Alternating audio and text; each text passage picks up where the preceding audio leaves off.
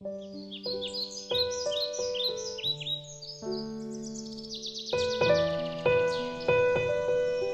a ver, yo soy mamá de 7, aunque terrenalmente solo tenga 2 a los que puedo abrazar.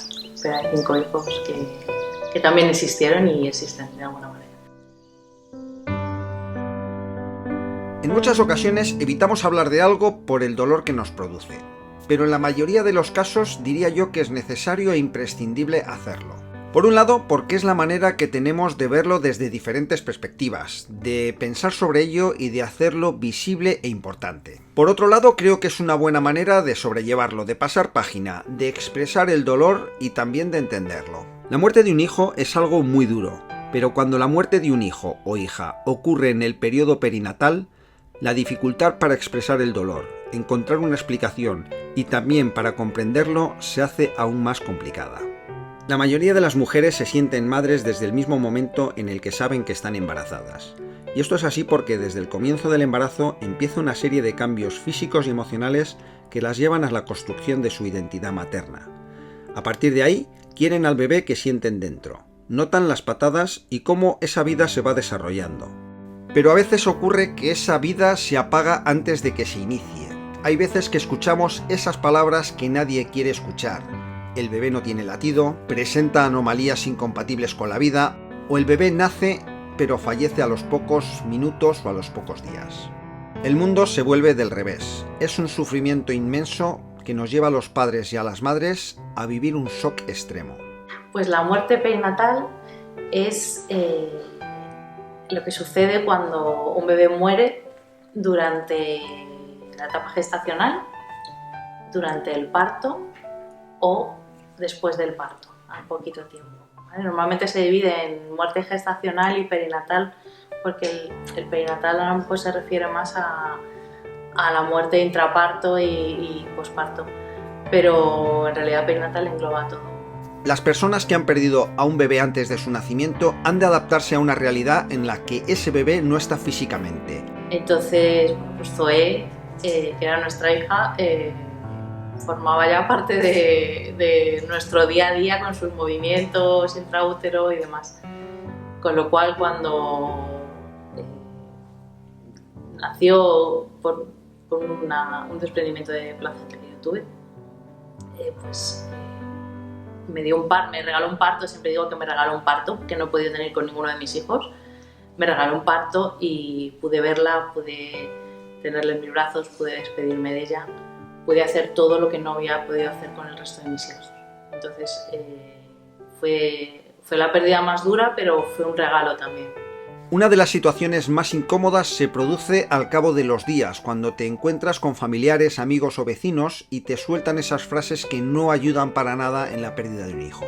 El momento de salir del hospital fue horroroso, porque no tenía absolutamente nada de mi hija. Yo había entrado al hospital embarazada y salía sin embarazo, sin bebé, sin nada que certificase que mi hija había vivido. O sea, yo no podía enseñar a mi hija ni podía enseñar nada de mi hija para poder, pues eso, de alguna manera mostrar al exterior que mi hija había vivido y mi hija existía.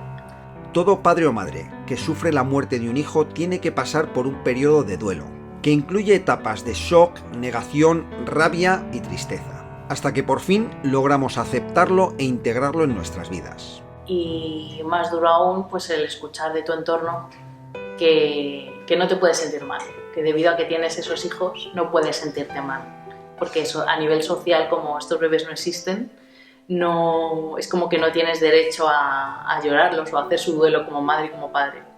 La sociedad te obliga de alguna manera a que te centres en tus otros hijos y demás. No es camino fácil, porque a menudo se transita en soledad.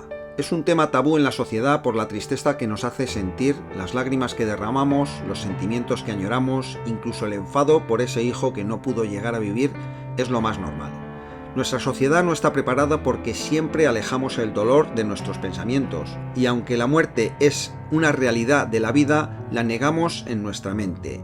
Muchas asociaciones y familias tratan de hacer visible la muerte gestacional, perinatal, neonatal e infantil, mediante actos y reuniones donde no solo conmemoran a sus hijos e hijas, sino que hacen un reclamo social para que estas muertes dejen de ser invisibles ante la sociedad.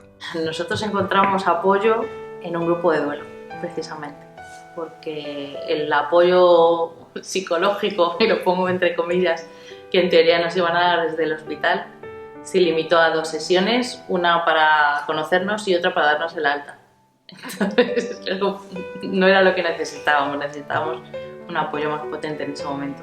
Y buscando recursos, pues dimos con un grupo de duelo en Madrid. Y allá que fuimos. Y allí es donde nos encontramos con familias que habían pasado los mismos procesos o muy similares al nuestro, con las mismas actuaciones, las mismas emociones, los mismos sentimientos, la misma forma de pensar. Y ahí fue el punto de decir, vale, o sea, aquí podemos expresarnos sin miedo a que nos juzguen, podemos ver que no estamos locos, que todo el mundo piensa como nosotros, que todo el mundo ha atravesado estas fases, van y vienen, que es normal. Ahí fue donde nosotros encontramos nuestra balsa de salvamento. Es tarea de todos, sanitarios, familiares, amigos y la sociedad en general, asumir que la muerte gestacional y perinatal existe y que duele mucho. Mariposas para el duelo pues viene para traer esas mariposas, esos protocolos que son tan necesarios a todos los niveles, a nivel social, darle visibilidad, a nivel sanitario, a nivel ya de apoyo dentro del grupo como tal. Dentro del sector sanitario hay en ciertos países, ahora se va haciendo aquí también cada vez más, en los que dentro de su protocolo de duelo colocan una mariposa morada en la habitación de la familia que esté sufriendo la pérdida o que haya sufrido la pérdida, para avisar al resto del personal o al resto de las personas que haya en el entorno que ahí se ha producido una muerte perinatal. Tenemos que sensibilizarnos y acompañar de verdad, de corazón, a esas familias que pasan por un proceso tan duro y doloroso.